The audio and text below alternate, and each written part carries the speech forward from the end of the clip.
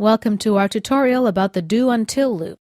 The do-while loop, which we reviewed in our previous lesson, repeats until the condition remains true.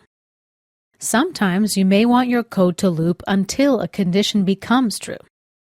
In this case, you would use the do-until loop. Let's modify the syntax in my script a little bit. Now the loop is going to repeat as long as the condition remains false. If we execute the program as is, it'll go into an infinite loop. The only reason it wouldn't crash our computer is because we've got a message box function that requires input from our user. So the loop will stop at this point every time it executes.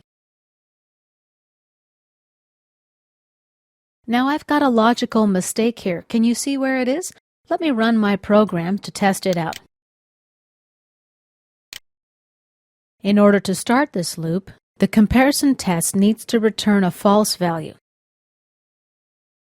In other words, integer b has got to be greater than or equal to integer a.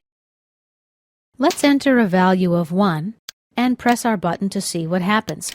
Now every time I click OK, the value of integer b will increase by an increment of 1. And unfortunately, the user has no way to stop this program because the comparison test will never be true. Let's change the comparison operator and run the program again. I'm going to enter 5, for example.